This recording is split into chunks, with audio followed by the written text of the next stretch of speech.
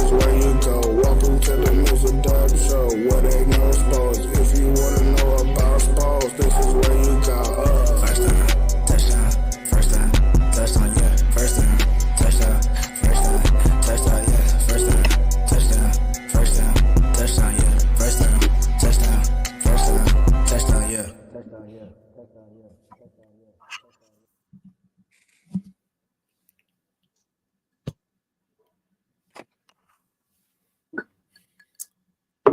Now, Yes. before we get started, Yes. there's something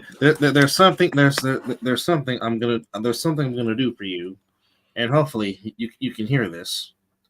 And ladies and gentlemen, here we go.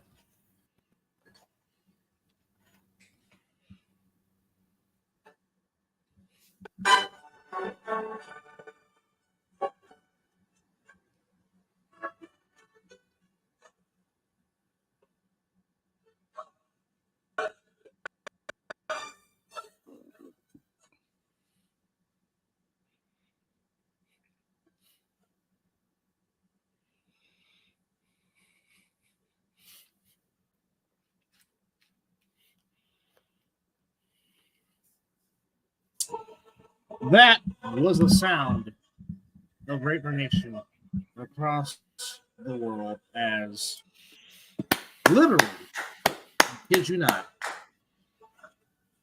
literally about an hour and a half before we came on the show and came on the air. Word out of here in the city that I reside in Las Vegas, Nevada, in Henderson, at the practice facility, Raider Nation's prayers have been answered.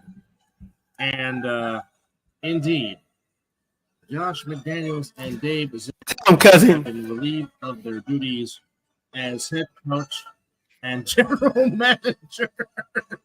And already Raider Nation is chiming in as EJ Whistle chimes in. And I'm sure the rest of Raider Nation agrees with you. But in case you're just waking up or getting off work or you're at work working the graveyard shift, it is official, multiple reports coming out of Henderson, Nevada, that the Raiders have indeed given Josh McDaniels and Dave Ziegler the boot. So once again, Mark Davis will be on the search for a head coach and general manager. But needless to say, Mark Davis heard the cry and the plead of Raider Nation, and thus Mark does something he hasn't done since 2014, firing a coach in season like his dad did multiple times. But yes, well, I've said this before, and I'll say it again. No New England Patriots assistant should ever be considered for a head coaching job in the NFL ever again. I'm not a Raider fan by no stretch of the imagination.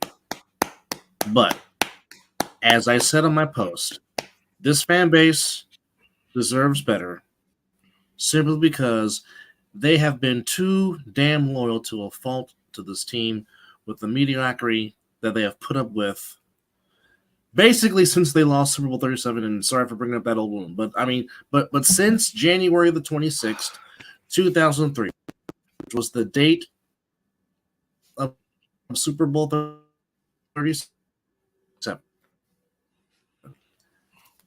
After that loss, I can count on my head. It's only been two, 2016 and 2021. The last two times in the last 20 years since that Super Bowl has happened that the Raiders have made the playoffs. Sprinkle in a couple of 8-8s, sprinkle in a couple of 7-9s, but it's mainly been mediocrity for a once-proud franchise. Okay? Yes, their brand and their value has enhanced since they have moved to Vegas, since they have that beautiful new stadium called Allegiant that is in its third year of existence.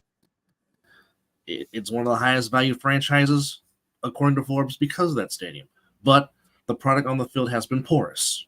Now, again, Mizzle, we have never not known that, okay, Mark Davis has the ultimate desire to win. We've never debated that. We've never argued that. No. He wants to win as bad as anybody, trying to continue what his dad created. We've never not questioned that. No, not at all. However,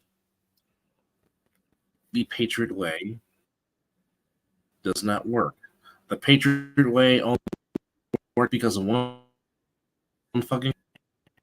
You see the Patriots struggling. He does not have TB12 throwing the football. Now, with that said, respected former NFL linebacker, Super Bowl champion of the Giants, Antonio Pierce, has been named the interim head coach. I like it. Of course, I like Pierce is a respected name. He has played in this game. Yes. He has won the Super Bowl. So instantly, that's credibility within the locker room of the team because he's played the game. He knows the game. So that's not going to be an issue. Now, hopefully, if Pierce can rally this team like Rich Bisaccia did in 2021, because a lot of the team wanted Bisaccia back to be the head coach in 2022 before Mark went to the route he eventually went to, which now turns into another era. So the era finishes 9-16. Now they did get rid of Derek Carr, which the divorce needed to happen. It did. You saw the disgruntledness on Monday night with Devontae Adams. There was rumors like, is Devontae going to get traded? Is he this? Is he that? Well, obviously he's still in the building. Josh McDaniels and Dave Ziegler are not. So, enough of me. I'm going to the man that has bled silver and black his whole life.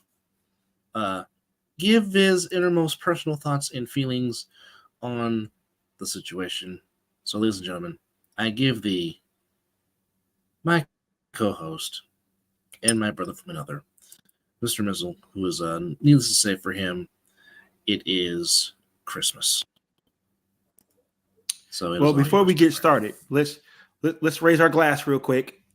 Let's take a toast to Josh McDaniels being gone. Number one. I wasn't pissed off at. I'm a little perturbed with Ziegler, but I understand it. Hold on. No, hold on. Wait a minute. Let me set this up. Hold on. Go for it, brother. Don't be an go asshole. for it. We have nothing but time. And you're being an asshole. There we go. No, not you. I'm talking about. Hold on. Before we take a drink to this era. Hold on. It's only fitting I do it like this. Hold on.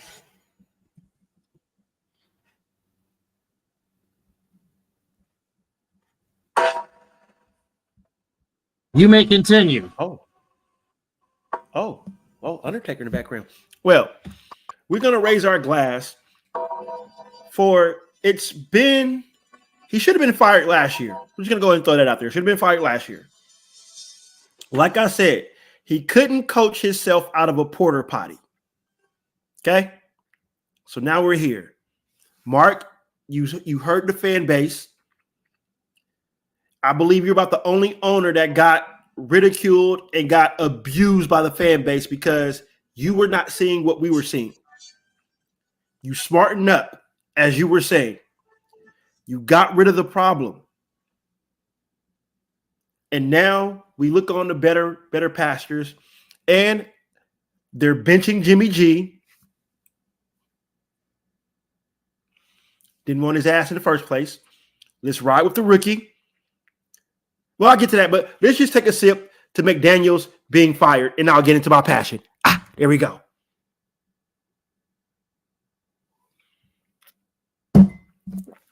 Okay.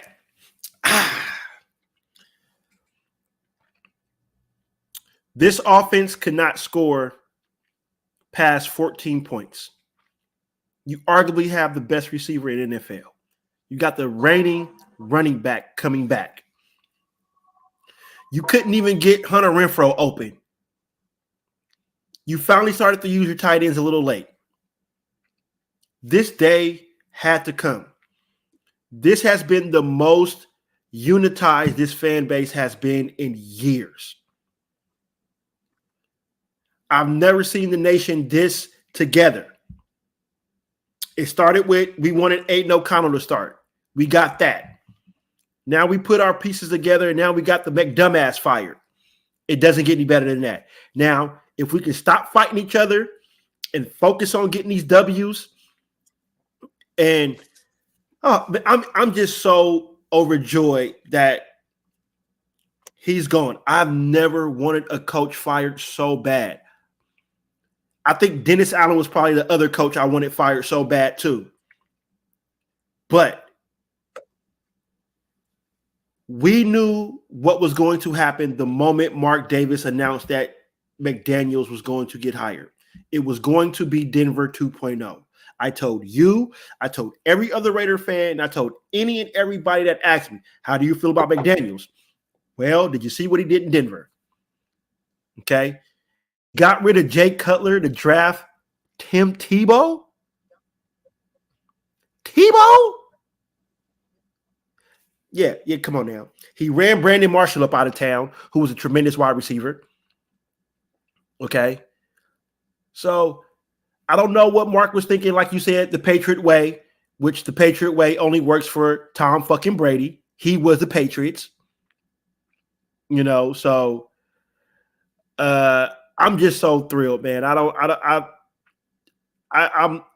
had a lot to say, but I'm like so ecstatic that, like you said, I woke up this yesterday morning and was like, he's still our head coach. He is still our fucking head coach. But I like the savviness of Mark. He let that son bitch have his press conference yesterday and then fired his ass.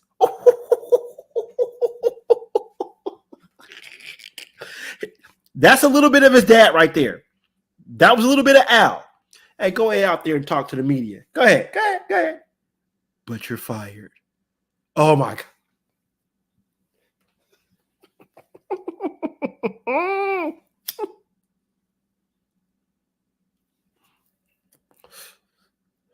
Well, so now, and it's my wife's, and it's is, yeah.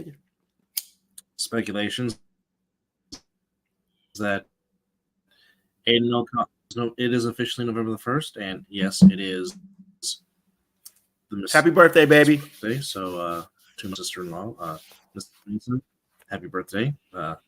Make this chapter the best chapter yet, and I know the husband's going to spoil you, so I don't even have to worry about that.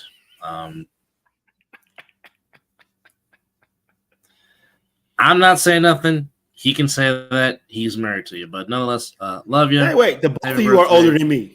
Enjoy. You know what, asshole? Now, I know you're giddy that you can breathe again being a Raider fan, but well, you know what? Screw it. The hell with it. Anyhow, there is speculations that Aiden O'Connell might start against the East Rutherford Giants this upcoming Sunday. And definitely, there might be a different feeling in the building coming at 105 or 125 Pacific time this upcoming Sunday as the Raiders take on the East Rutherford Giants at home. But real quick, not to spend too much on it tonight, but Jahmyr Gibbs for the Lions is going to be a stud for a long, long time. If you thought the Detroit Lions weren't legit, but if you have watched this show for the last 3 years, Mizzle and myself have been telling y'all the Detroit Lions are coming. What Brad Holmes and Dan Campbell are doing, watch out for this team, and it's coming into fruition, and you're seeing it now, and the whole nation. And I know Jared Goff saying we should have done more and left more, but they did what they're supposed to do. They got the win, but the Detroit Lions are coming. I'm just telling you, keep an eye on them. I'm sorry. I know the Lions won that game. Leave that alone. I know they won that game, but if Aiden O'Connell was playing that game, Devontae Adams has over 150 yards receiving and 2 touchdowns. I'm sorry. Oh, yeah. It was like watching. It was like balls that I don't want to do this to you. I don't want to do this to you, brother, but I got to. Touchdown. It was almost like watching him overthrow Emmanuel Sanders in the Super Bowl. That's how bad that was. No, I mean facts are facts. Facts. I mean facts are facts. I mean, you're not saying something. You're not saying something that did not happen because that absolutely happened. He overthrew him. That's other. That's he cost y'all a Super Bowl. But he literally cost y'all a Super Bowl. Literally. Well, it did not help that the defense gave up 3rd and 15 also. But we can. That's not the main. I understand. Super Bowl 54. Oh yeah. Hey, I mean he was what 3 for 11 in the 4th quarter for like 31 yards and an interception, and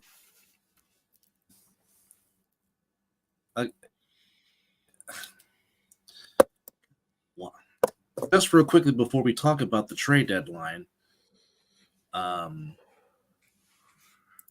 The Texas Rangers are 1 win away from having their first, and that is their first World Series title. And for one, Bruce Bochy, he's 1 win away from his 4th ring as a World Series manager. The Rangers won Game 3 last night by a final score of. Hold on, let me pull up the scores here. Before I get the scores, I gotta tell you this: Corey Seager is definitely showing he is a huge prime time player in October as he continues to add to his career. Mm-hmm. But Rangers won Game 1. Diamondbacks came back and win Game 2. Game 3, Rangers won 3-1 in a well-played game. The turning point in Game 3 was the Diamondbacks had runners on, and Tommy Pham hit a ball to right field, to which Christian Walker overran the stop sign as he was coming home, and Adolis Garcia threw a dart, and thus Walker was put out at home, and the Diamondbacks did not score. And then in the 3rd inning, the Rangers got all 3 of their runs on a Marcus Semien RBI single and a 2-run homer by Corey Seager. The Diamondbacks tack on a run late, but fall 3-1. But today, the mishaps for the Diamondbacks, they gave the Rangers a team with a lot of power like the Rangers have. You can't do that, and the Rangers put up 11 in an 11-7 victory. They scored 5 runs in the 2nd, 5 runs in the 3rd, and that is pretty much all she wrote. It's unfortunate for the Rangers that in Game 3, they lost Adolis Garcia and Max Scherzer for the rest of the playoffs. It's a shame because Adolis Garcia was putting up a postseason for the ages for the Rangers. Yes.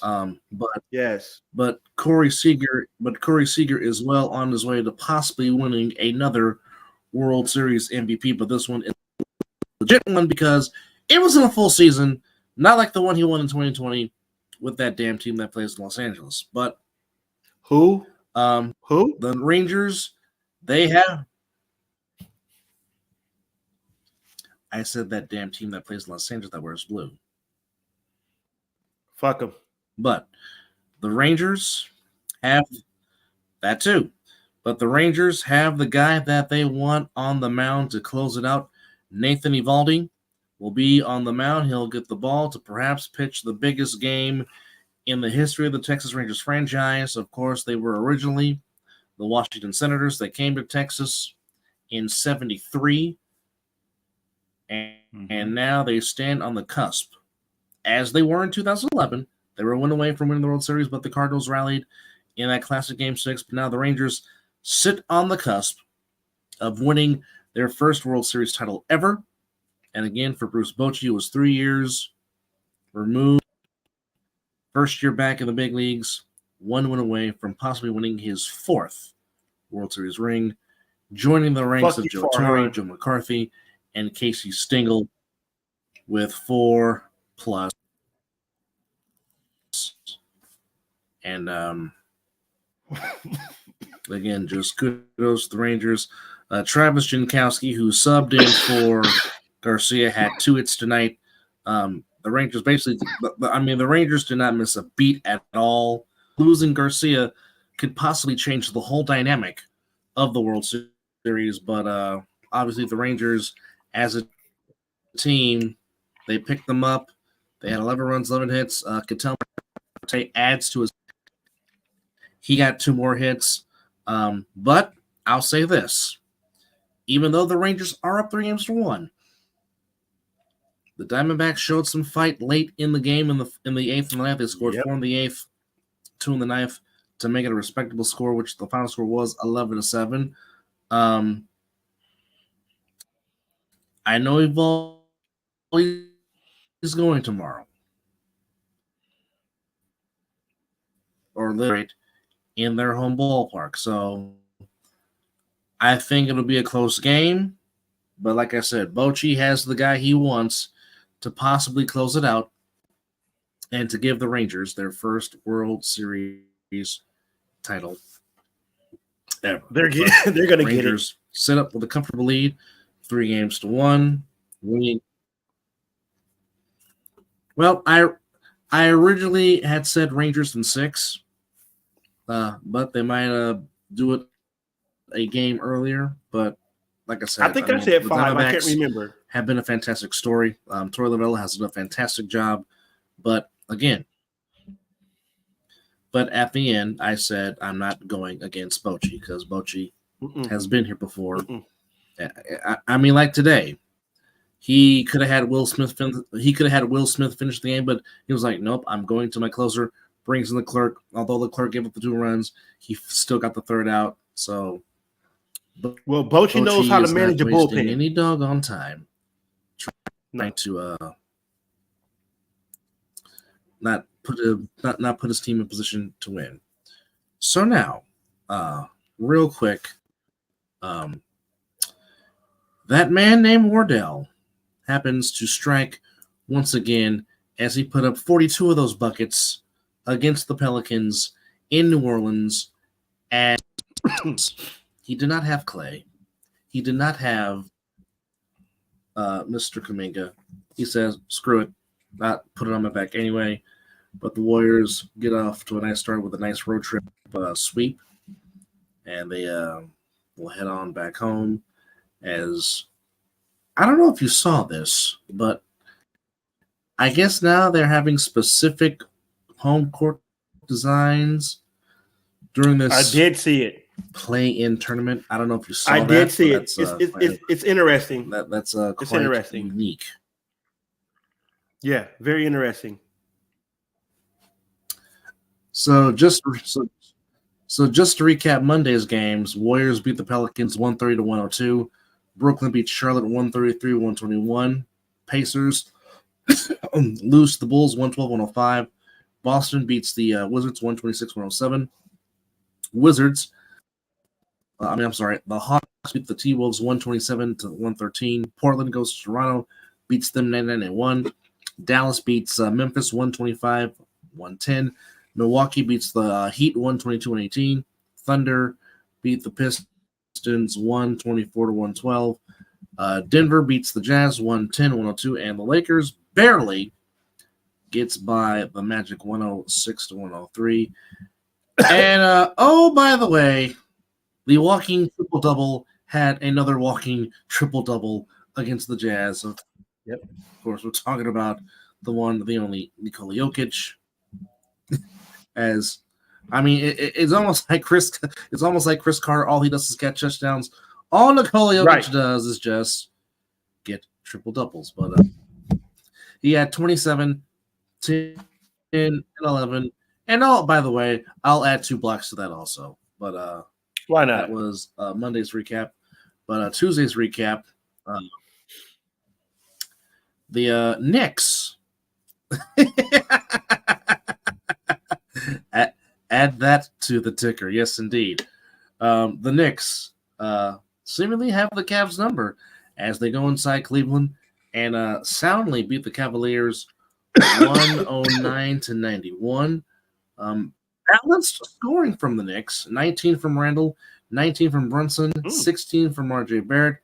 Hardenstein gets 13 off the bench. Quickly gets 18 off the bench as the Knicks even their record at 2-2, 109. That's some good scoring. The game that is some good, TNT, well-rounded scoring right there. Yeah, the San Antonio. Yeah, that is very balanced by the Knicks. Yes. We just said the San Antonio. I keep telling you, the San Antonio fundamentals are on their way back. They have a young nucleus. Mr. Johnson, Keldon Johnson. If you have not seen Keldon Johnson play, that is one talented young man. He led the way with 27 for the Spurs. Actually, he was the game high scorer with 27, but he led the way. Jones had 10 off the bench. Jermont had 6 off the bench for the Spurs. Wimba had 18. Vassell had 18. Collins had 14. As the fundamentals steal one from the Suns, 115-114. The Spurs used a 33-19 fourth quarter to steal a win from the Suns as both teams go to 2-2. And the Clippers beat the Magic 118-102. And here, well, you know what? Now I'm gonna go play another song because it's been a very happy 24 hours for my co-host here. We also need to start uploading this music. Happy mood for today.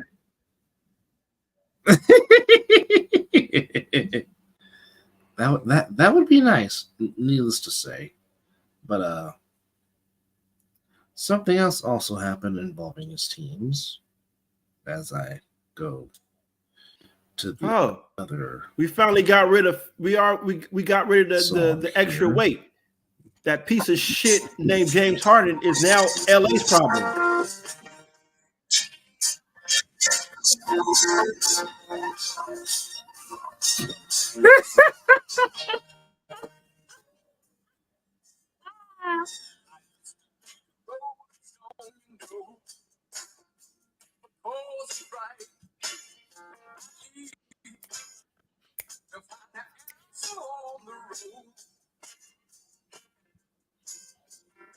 Hey.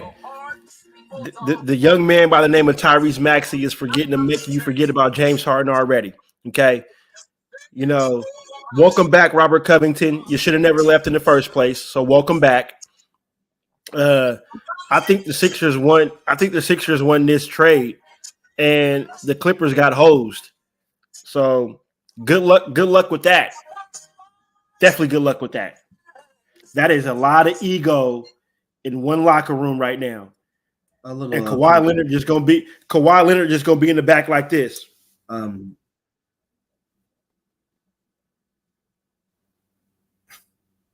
was a lot of Philadelphia freedom going on. Even to after that Embiid was fined $35,000 for giving the crotch chop, but and I think Triple H is going to pay for it. I wouldn't doubt it. No, I wouldn't doubt it either. I wouldn't doubt that one bit. But yeah, just to talk about what happened. For those that were hiding under a rock, yes, Daryl Morey decided to trade his man crush after making him mad. James Harden goes back to his home area of Los Angeles. So the 4 Los Angeles boys get to play together as the Clippers get James Harden. So unfortunately, PJ Tucker had to be that I don't like, which sucks because PJ Tucker was a solid 76er. Yes, he was. That's the sucky thing. Yes. But because of that, the Sixers will waive Danny Green to create a roster spot. So Sixers send Harden, PJ Tucker, and Felipe. Yeah. Excuse me. Send Felipe Pertusev to the Clippers. But again, Robert Covington returns to the 76ers. KJ Martin comes.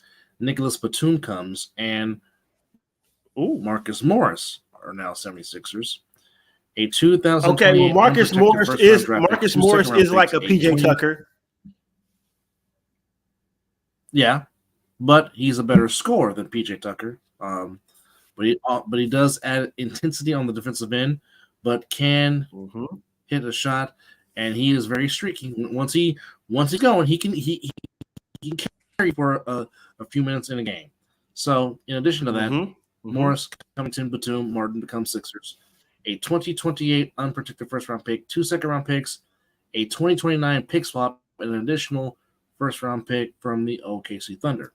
So the Clippers are sending a 2027 first-round pick swap to OKC, clearing the way for the Thunder to move a protected 2026 first-round pick to the 76ers. Clippers are also sending a 2024 and a 2029 second-round pick to Philadelphia in the deal.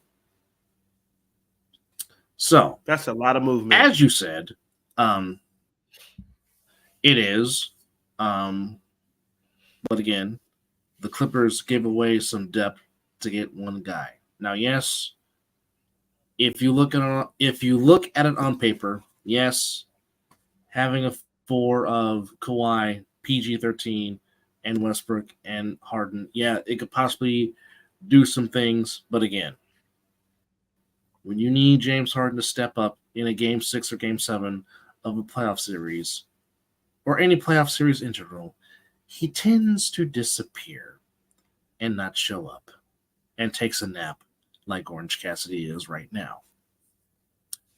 However, in the Sixers side, now it seems like Embiid can play more free. Doesn't have to worry about the diviness that is James Harden. And now Embiid and Tyrese Maxey can really become the focal point of the offense in Philly. And of course, they already gave you a preview. Give more balance. The preview was already given. They both scored 35. They both scored 35. I'm running out of things to say about that young man, Tyrese Maxey, man. You knew I fell in love with him the moment that they drafted him out of Kentucky. I was like, oh yeah. That young man is going to be a basketball player. And all he has been doing is balling out of control. Now you let him put the ball in his hand and let him and Embiid do the pick and roll type thing. And like you just said, Tobias Harris, I do like Melton, Eddie House Jr., Paul Reed coming off the bench, and now we get Covington back and we get Morris. So, and then we can move those pieces and probably still get somebody. So I don't think the Sixers are done yet. I think they should get a good solid 2 to go with Maxey. A real good solid 2, and I think we'll be okay. But I like it's been a good day, man. We fired McDaniels and Harden gets traded. I'll drink to that. Hell, I'll drink to that. Well, I already killed my glass, so that's nice. That's okay. Killed my my apple wine, which actually tasted very good, actually. Nice. So tonight tasted real good. So tonight in the association, the matchups, as we are officially in November. Yes, we are. They just met on Sunday, but the Warriors and Kings meet again, but this time it's in San Francisco. Right? But the last time they played was a fantastic game in which Wardell was being Wardell again. He went off for 41. So that's just what he does. Portland takes on the Pistons in Detroit. Milwaukee goes to the border to take on the Toronto Raptors. Wizards to the ATL to take on the Hawks. Celtics look to see if they can go to 4-0 as they play the Indiana Pacers. Miami back at home against the Brooklyn Nets. And a home and home. It's the Knicks at home against the Cavaliers again. So literally in getting a lot of repeat games. The Cavaliers and Knicks will go back at it again. Yes. OKC and the Thunder in Oklahoma. That game you can catch on ESPN. That's at 5. Charlotte at the road goes to Houston. As Houston tries to get their first win of the season, they're still winless. Nuggets will try to go to 5-0. They're in Minnesota against the T-Wolves. The Mavericks are going to go to 4-0 as they are playing the Chicago Bulls. Memphis trying to get on the board as they are in Utah.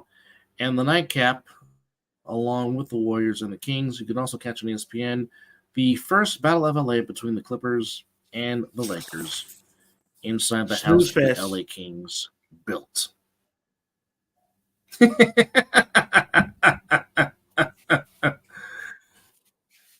Oh, goodness gracious. You know how we get down. Fire.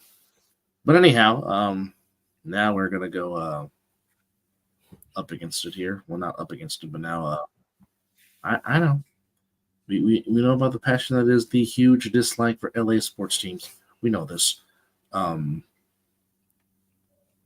nonetheless, it is time for the main course of the evening, as we are about to give our takes for Week 9 of National Football League. And we have I will say this. I think there's one game that you and I are going to be fans on.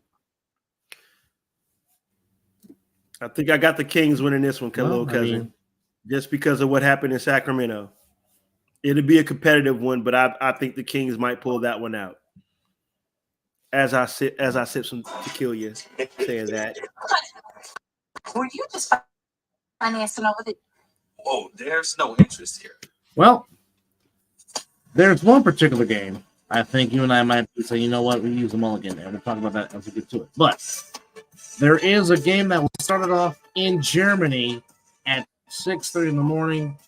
It is a very intense matchup.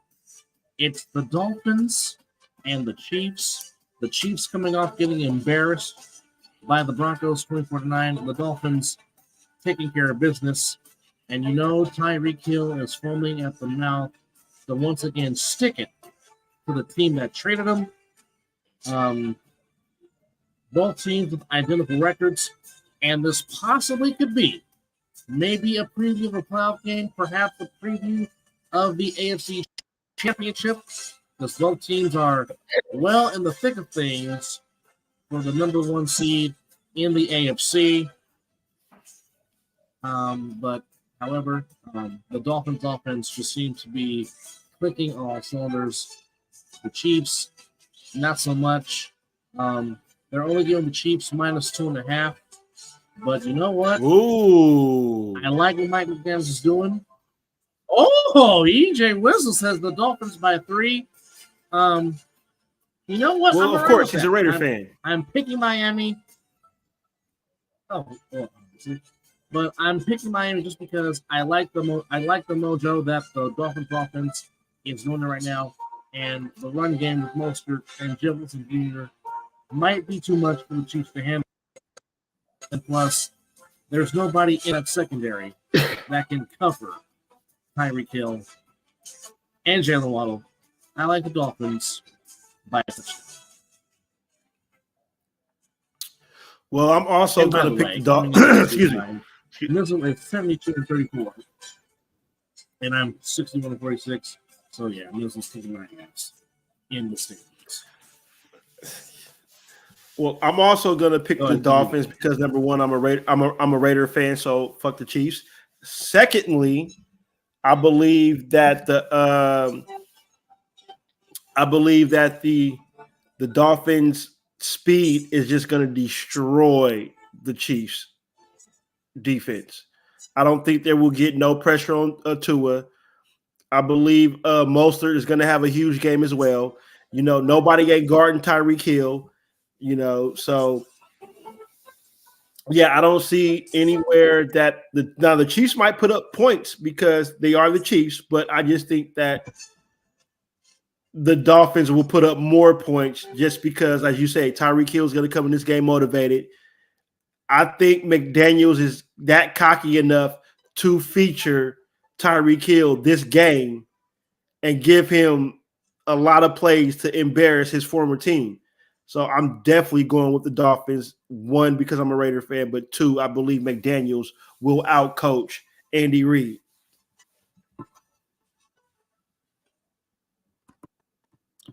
All right. Well, before we actually kind of skip because Thursday night, it's the old Oilers and Steelers rivalry getting reconnected, but it's the Titans in Pittsburgh against the Steelers. Titans coming off a big win with Will Levis. He's getting the start. All signs indicate that Kenny Pickett is going to play.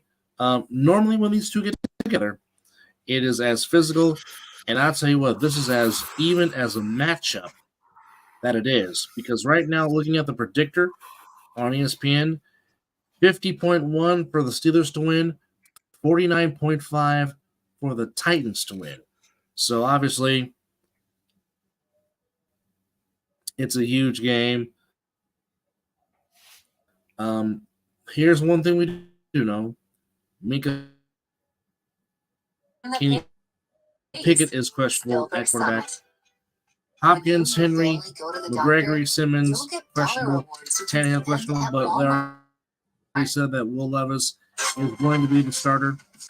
We know the rule. Never go against Mike Tomlin because they came up with a horrible loss against the Jaguars at home.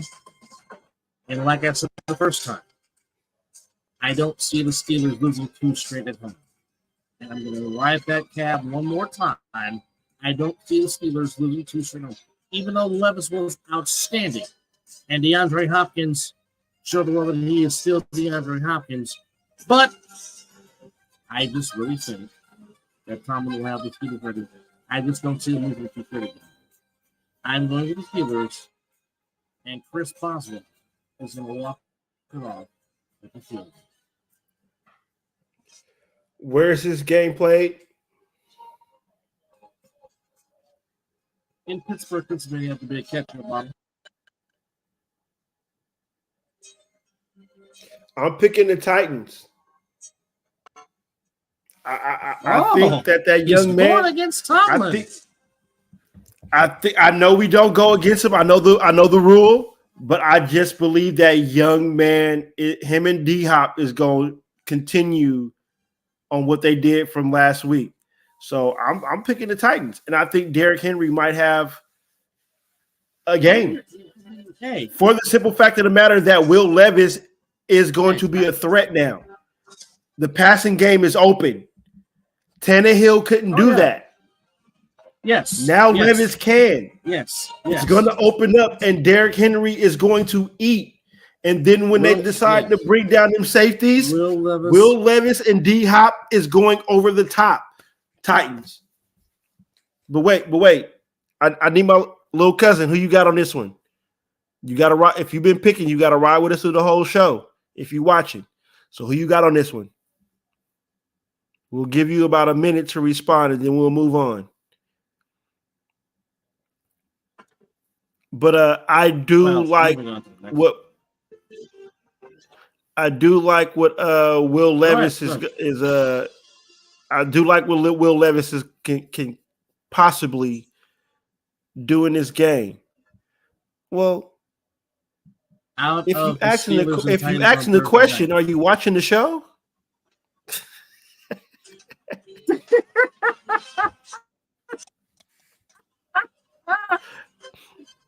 Oh Lord have mercy. As he decides to pick up what he's doing, the Vikings did trade for Joshua Dobbs during the trade deadline. So Joshua Dobbs is a Viking, although he will not start. It'll be Hill, the rookie, getting the start for the Vikings. But eventually, I think Josh Dobbs will be incorporated as a starter. 4-4 versus 4-4 inside the Bird's Nest, the Vikings and the Falcons in Atlanta. Tyler Heineke came in relief for Desmond Ritter. Will Ritter start? We don't know. Will it be Heineke? We don't know. But if Cousins was playing, I would pick the Vikings. But because he's not, I'm going to go with the alma mater, which also counts for the Purple Falcons. And good luck in their playoff game. This Friday, they did qualify for the playoffs with that win of the Royals. So good luck to them. Also, good luck to our nephew, Mr. Number 14, Mr. Sullivan. Ball out, young man, but I like the Atlanta Falcons over the Minnesota Vikings. And I think in this particular game, I think Bijan Robinson will go. He will go Birdman crazy. I like Atlanta. I am also going to go with Atlanta just for the simple fact of the matter, what you just said with Kirk Cousins not being in the game. I also, with no Kirk Cousins? No Kirk Cousins. Going with the upset. Okay. Ooh, you got confidence ballsy. in the Vikings. Yeah. Very, very ballsy. Yeah, I'm going Falcons on this one. I'm going alma mater.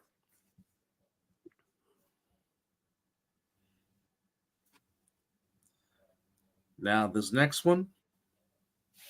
Now, this one could be a dandy. You have two teams that are in first place.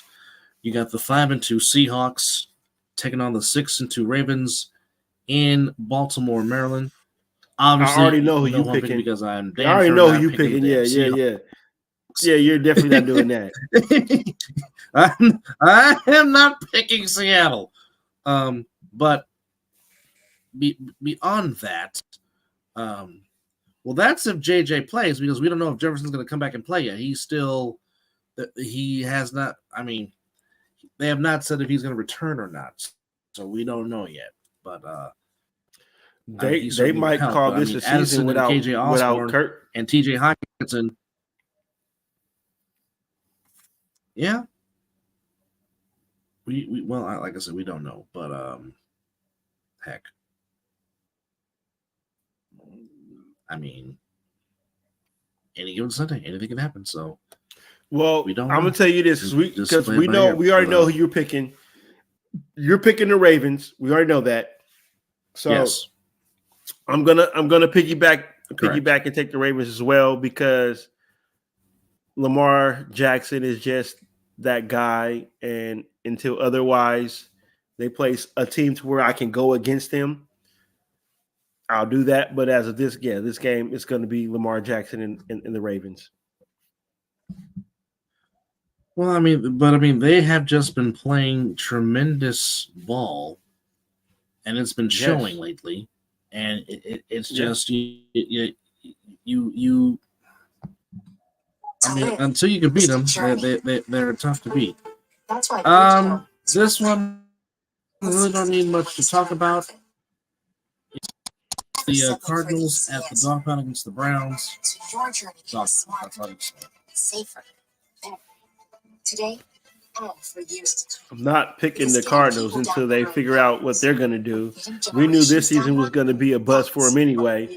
So, yeah, I'm definitely not picking the Cardinals on this one. I'm definitely riding with the dog pound. Now more is less with Cox Internet and Cox Mobile. From fiber-powered internet at home to more. Yes, indeed. Next game on the frozen tundra of Lambeau Field. It's the Rams and the Packers. Stafford battling a thumb injury.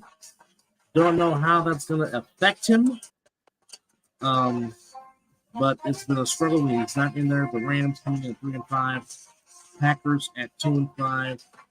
As it stands right now, he's going to play. But Rob Heavenstein, their O-line tackle, he's questionable. Austin Campbell's questionable. Evans, the punter, questionable. Kobe Durant is questionable for the Rams. Neiman, questionable for the Packers. As much as I want to pick Green Bay, I just don't know if they have it together. So reluctantly, and excuse me, Oh my goodness. Is my brother about to pick the Rams? His division foe? I think that just happened, ladies and gentlemen. I'm picking the England Rams. Yes. Ugh. I am actually gonna go. Check my people. Check my. I'm actually gonna do. Look what I'm about to do. Dun dun dun dun dun dun dun. Dun. Go Pack, go!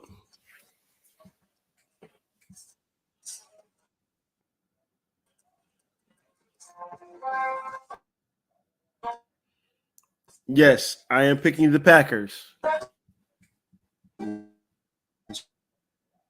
Rolling with the cheese. Going with the cheese. Rolling with the cheese. All right. Next. At 50.6 to win. The Buccaneers at 49. But I do think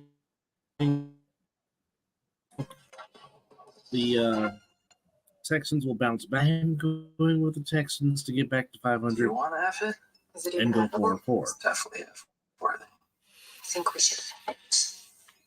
Oh.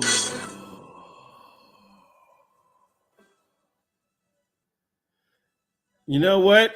I think the cookies are gonna go in the oven. So and you gotta bake cookies. So I'm going with Baker.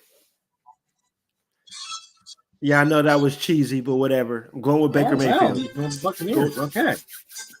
Going to Buccaneers.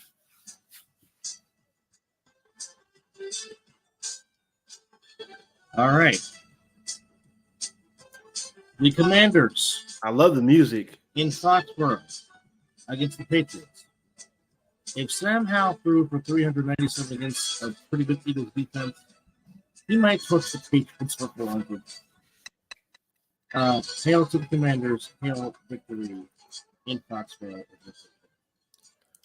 Yeah, give me the comments on this one as well. I just think that they don't have the Patriots don't have what it is to hang with that offense if it decides to show up. But then again, you got to think that defense on the other side has been depleted now because they traded away two of their best defensive talent. So take into account of that. So yes.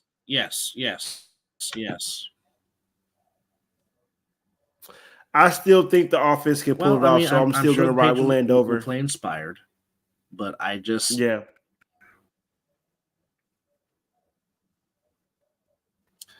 And plus, in addition to that, Kendrick Bourne, the Patriots wide receiver and one of their main targets, he's out for the season as he tore his ACL last week against the Dolphins. Yep. So there's really not many targets for Mac Jones to throw to, and there's also a lack of a running game with the Pats. So give me Landover. It may get a lot more. It may get a lot uglier for the Patriots there in Foxborough. I'm just trying to tell you. Next game, Bears at the Saints at the Superdome. Really not much to say. I think the Saints will make it 2 in a row. I like the Saints over the Bears. I agree. I'll take the Saints as well. They seem like they're starting to pull it together. Yeah, it seems like it is coming together for the Saints, for the Bears. Even though the Bears do add Montez Sweat from the Commanders in a trade, they keep Johnson, their quarterback, in a trade, or he does not get traded, so he stays in Chicago. No, it's not. I'm just basically saying that Saints have a chance to be in first place, as it is it's a fight in the NFC South, as they're all within range. Talking about the Falcons, Saints, and the Buccaneers. So there we go. The Panthers, off of their first win of the season, back at home against the Colts. So Frank Wright gets to go up against his old team that he was the head coach of. Colts coming in at 3-5. Panthers coming in at 1-6. You know what? Make it 2 in a row for the Panthers. Stick it to Jim Irsay and the Colts. I'm conflicted on this one because I believe the Colts running game can come in there and do some real damage with Moss and Taylor. Yes. Absolutely. You're not wrong on that. But you're not wrong. But I also think think that they actually gave Michael Pittman the ball last week. Finally. That's very true as well. But I also think that the Panthers are gonna feed off that feeling, because when something happens, it becomes contagious. It's like the moment a defense gets a turnover, turnovers start to tend to happen. I believe that contagiousness is going to take. Or you get a big return. Word. Yeah. So I believe that they will take what they got from the last week's game and take it into this one, and I will ride with the Panthers as well. I would think that young man, Bryce Young, is just going to show that he belongs in the NFL, and he's going to feed off last week.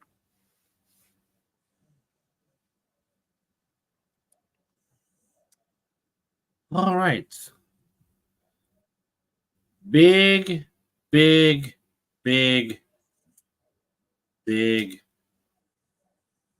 matchup in Philadelphia, Pennsylvania. Philadelphia to take on the Eagles. Cowboys coming in at 5-2. Eagles coming in at 7-1. But even though the Eagles coming in at 7-1, Jalen Hurts has not played at the same MVP level he has last season.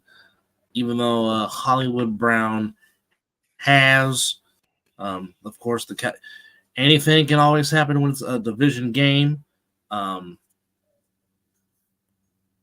But even with that said, I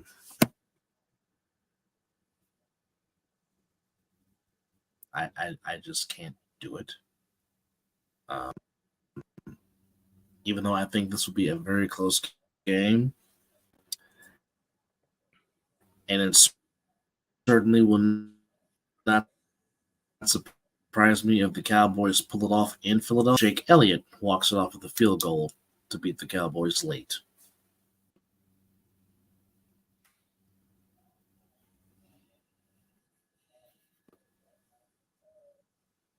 As he stares at his wife's flag.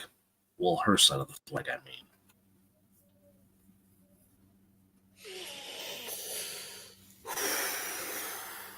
This one's you're right. This one is kind of tough. I don't know how to feel about this one. I mean, I should go with that team over my right shoulder, but the star. I think Dak. Well, I'll say this.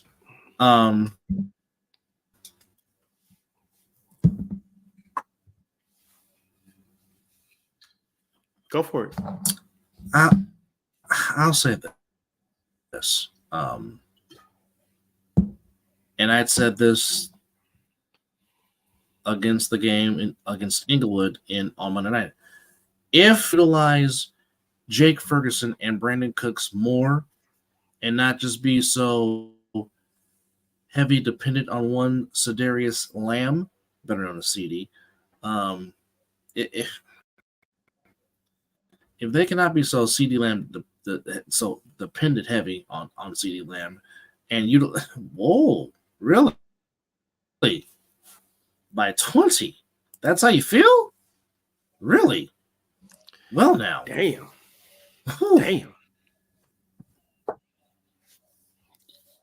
Well, I mean, yes, I despise the star with the best of them, but I don't think the Eagles will blow them out by 20. I mean, anything is possible, true enough, but I just don't see, because I mean, again, it's a division game, division rivals, anything can happen. These two teams played 2 tough games. They split the season series last year with the home team winning both games. Like I said, I like the Eagles, but I think Jake Elliott wins it with a field goal. I think it'll be that close. But again, if the Cowboys on Jalen Hurts, and it's been shown this year, if you get pressure on Jalen Hurts has been in a giving mood. So, I mean, that, a field goal in this game. Well, let's see what's the spread. What's the numbers here? Well, while you're looking up the numbers in the spread, I'm just gonna go here and say this. I'm up so much that I can make this pick. I'm comfortable. I'm not, I can make picks like this because the lead is so good for me right now. Tequila's winning. I'm gonna ride with America's team. They are giving the Eagles -3, and then 45.5 is the total. What you call the field goal. But yeah, I'm riding with America's team. Supposedly. America's team. Yeah.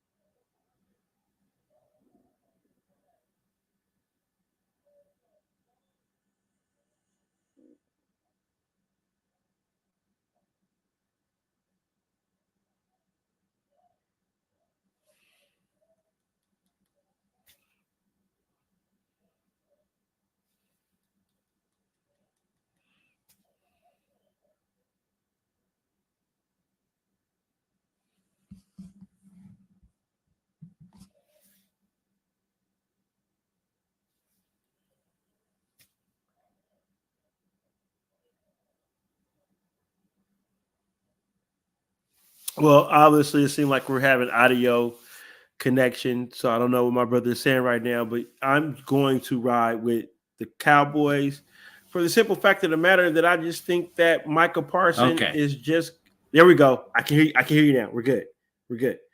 I'm going to go with the Cowboys just because of Micah Parsons. I just think he's going to get in the backfield a lot.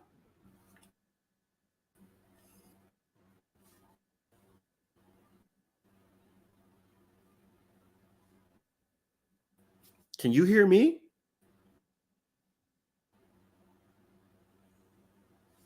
Okay, stop it, technology. Dadgummit. Oh, well, clearly he can't hear what I'm saying right now. We're having technical difficulties. Do that BS crap as we're getting towards the end of the show. Don't start technology. Good grief. Not having a big game. You're not wrong.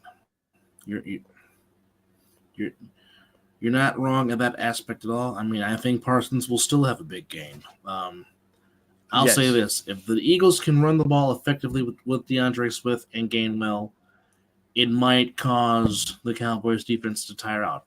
With that said, if they utilize I do agree. Space and utilize Tony Pollard in space, and if they use Brandon Cooks more and utilize Brandon Cooks more and Ferguson more, and plus, not to mention, this is Bird's first game with the Eagles since being traded to them from the Titans. So we'll see how he will incorporate in that defense. Julio Jones, his second game with the Eagles, caught a touchdown last week. But again, the last few games, A.J. Brown has gone off. It's going to come down to this because the last few games, CeeDee Lamb and A.J. Brown have gotten off big time. Big time. It depends on which one of those two are feeding from the quarterbacks. That might be the difference in the game. Now, earlier, I did say there might be a game to where we just have to be fans and not pick. We come back again 1 year later. Once again in the jungle, it's the Orchard Park Bills against the Cincinnati Bengals. This time on Sunday Night Football. This might be this game where we might have to use our mulligan. You're going to pick on this one? Okay. I'm picking. Yep. There will be no mulligan on this one. I'm picking. Okay. And I know who I'm going with. Oh wow. Okay. You want me to continue? I'll go. I am riding with.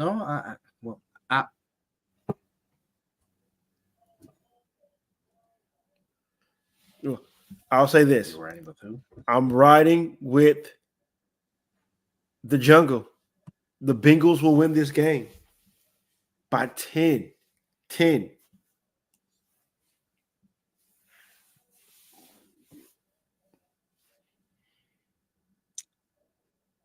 The Joe Burrow that you saw last week in Santa Clara, California, at Gene's Stadium at Grand America, at Turkey on the that 50. was the real Joe Burrow. At Turkey on the 50, that was the real Joe Burrow. The Joe Burrow that went 28 for 32 passing the football. That was the real. Yep, he grabbed the microphone, ladies and gentlemen. That was the real Joe Burrow. That was the real Joe Burrow. Yes, it was. And of course, and this is normally where the Cincinnati Bengals, since Zach Taylor and Joe Burrow have come together, this is normally when the Bengals start to hit their stride.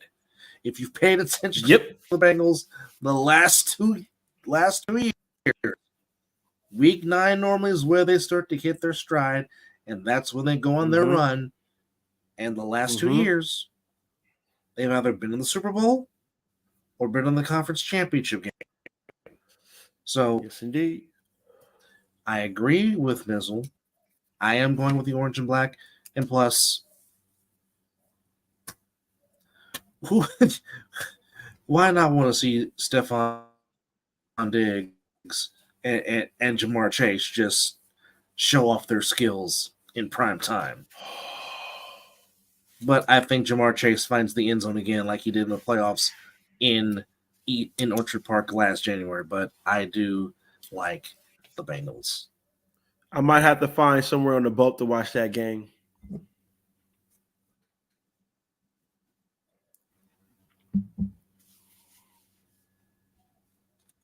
So, as we come up to the final game of Week 9, it is the Inglewood Chargers, and they're given -3, taking on the East Rutherford Jets on Monday night. Is your team on a bye this week? They are, yes. The Broncos, Lions, Jaguars also. So the Jaguars and Niners, you play each other off the bye week. That's interesting. Because we didn't pick my team, but we'll talk about the team you were talking about right now, and then I guess we'll end it with the Raiders, right? Oh yeah, we always whenever our teams play, we always put them last because they're our teams because this is our doggone show, right? But yes, Monday night, Chargers and Jets. The last time the Jets played on Monday Night Football, you can call it a miracle in East Rutherford. They're giving the Chargers -3. The total is 41.5. I mean, on paper, the Chargers really should win this game going away. But again, these are the freaking Chargers, and you never know which Charger team you're going to freaking get. And the Jets just somehow find a way to just scratch out a win.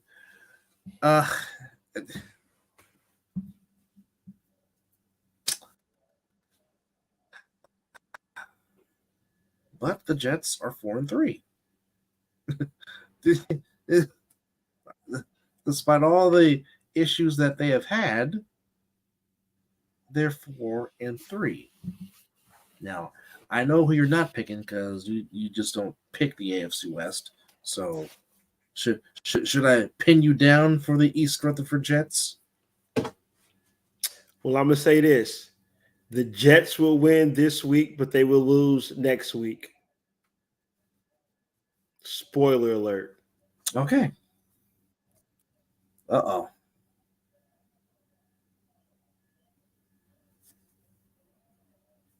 Well, interesting. Well, I want Herbert to give me points, and he will. But you know what? Oh, he'll get you points, I but he's think going to lose. this is the ball game where Breece Hall carries them to a victory. I think this is the Breece Hall carry them to a win game. Yep. Now, we will go. Well, you know what? How about that for making your debut as an interim head coach against the team that against you your own helped squad, win a Super Bowl with? So Antonio Pierce makes his interim coach debut against the East Rutherford Giants. The Giants coming in at 2-6, and really, with these two particular teams, it's almost like whoever scores more than 14 points will win the game, because it seems like 14 seems to be the magic number for both teams, because the offense it's a race to 14, struggling to score the ball, literally and figuratively. We know Darren Waller's out; he's not going to play. Andrew Thomas is questionable with a hamstring. Sweeney is not coming in. Aaron Robinson's out for the year with the ACL. Matt Pearl is on the IR with the shoulder. Ali Zajury, he's out with an ankle. Evan Neal's questionable.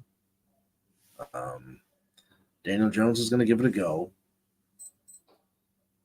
On the other side for the Raiders, big one is Timur with a hamstring. Mauga with a knee. He's on IR. Questionable is Matheson because he did go to the tent on Monday night. Jacob Johnson, the fullback, he's questionable. Faison's on IR with the shin. Diablo is still questionable with the ankle. We don't know. So that remains to be seen. But I think the Raiders will play with some new life, given the fact that they feel reinvigorated. And who knows?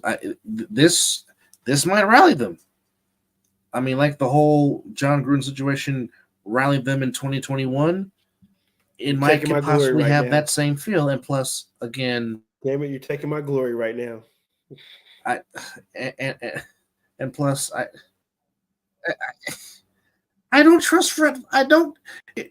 If Fred Flintstone plays, I don't trust the 2023 version of Fred Flintstone. I don't. Even if he does take his Flintstone vitamins.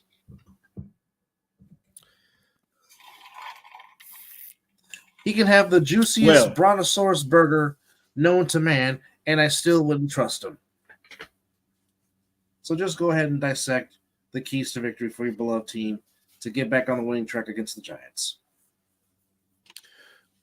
Well, I already told you earlier when we discussed this, before I knew McDumbass got fired, I said that Daniels was going to look like Phil Simms. Saquon Barkley was going to look like Otis Anderson. But that was before Otis. That was before, if you don't know who Otis Anderson is, look it up. I believe he was 24. He wore 24. And he swung his arm.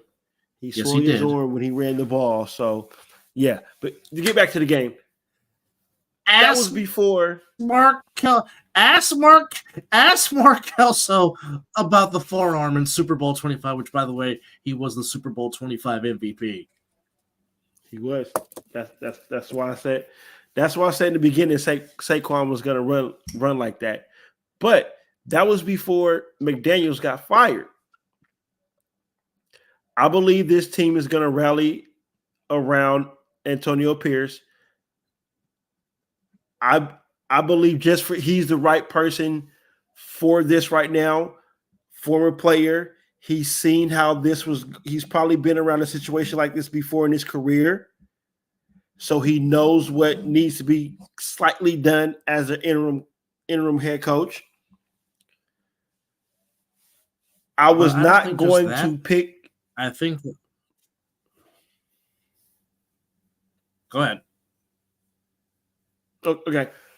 I was not going to pick my team to win this game if McDaniels was the coach. Now I believe this team is going to rally. And it definitely if Aiden O'Connell is playing quarterback, because I believe he's going to open up the running game for JJ because he is a threat to throw the ball deep, which Devontae Adams eats on that. So be aware of that. Be very aware of that.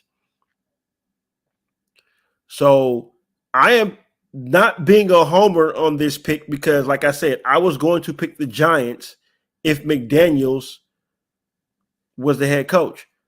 But I'm picking my Raiders to win this game because I believe Aiden O'Connell is going to start, and he will open up the running game for JJ, which will set up the play action to get Devontae Adams open, and Hunter Renfrow will be featured in this game. I believe Mick Lombardi is probably going to be the offensive coordinator calling the plays. I hope he does not have that Patriot mentality because he came from the Patriots as well. But if he's trying to do the Patriot way, his fucking ass can go just as fast as Ziegler and McDaniels. But I'm picking the Raiders to win this game by a field goal. I'll just say this. Oh, so you're saying Money Carlson will hit the game winner? Well, that's what I'll say. Here's the thing. Here's the thing for me that will transpire. You have a coach that has played the game, has a Super Bowl ring or two. I know he's got one for sure. I don't know if he was on the Super Bowl 46 team, but he definitely was on the team that denied the Patriots perfection. That I do know. Yes. But here's the thing. You now have an interim head coach in Antonio Pierce that is not afraid to get in your face and give you passion. That was lacking on the sideline with McDaniels, showing no emotion. With Antonio Pierce, you get all the emotion, and you get all the passion. Yes. You will get that rawness that sometimes you're missing. And that might light up the sideline. That might light them up because, yes, Jamar Gibbs ran up and down the field, but the defense played their ass off on Monday night and did some turnovers. They did. They were gassed. That was it. The offense didn't give them time to rest. They were gassed.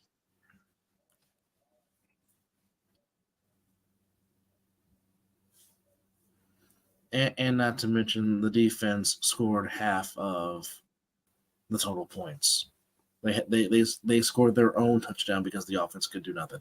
But I just think Antonio Pierce can be that one guy to just light them up and be like, you know what? You need to get off your ass and you need to play. You need to play hard. You need to go execute. I think that was lacking because McDaniels is not. I think they rally around that. And I still think Daniel Carson will win by a field goal at the end because, again, it's the race to get to 17. 17 might be the magic number in this game.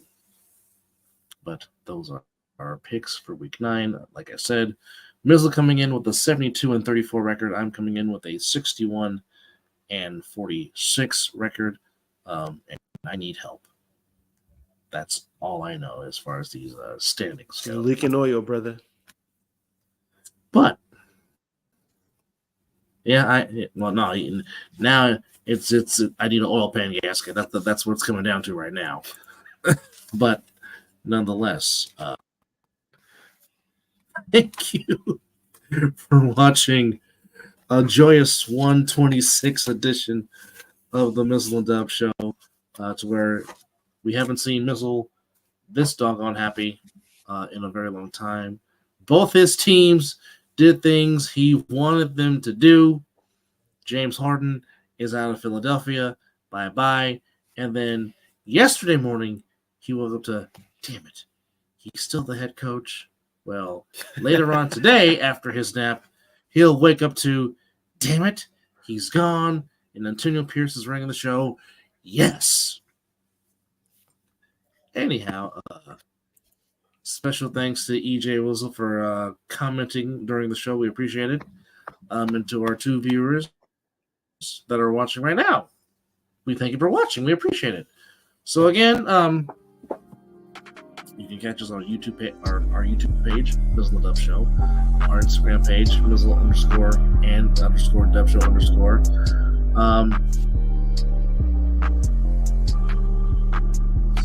Our intro and our outro. And you might be hearing some more from that young man soon, as he is getting a lot of requests to make music for shows to show off his musical talents. But nonetheless, again, just to well, you know what? There's another. Well, before we go, my team is going all in as they added Chase Young to this defense. So Steve Wilkes, you got no more excuses now. You add another playmaker to the fold. You got to get it done now. But anyhow, this has been. We appreciate you, brother.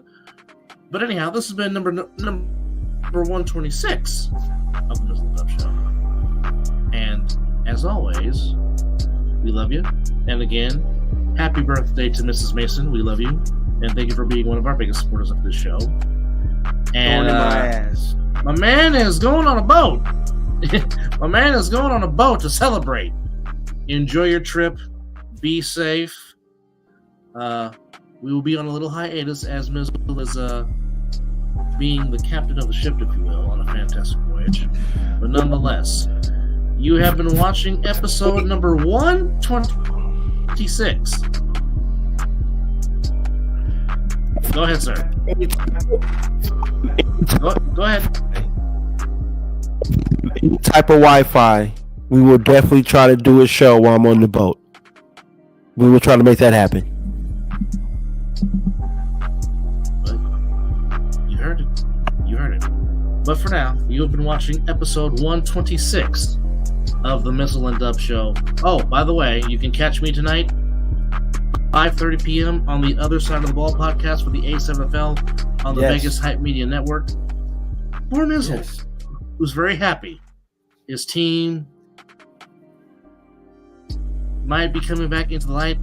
And of course, he wants Louis Riddick as his GM to run the ship in Las Vegas.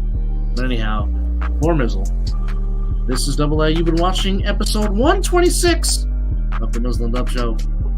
And as always, damn it, it's 12 o'clock. Some damn where.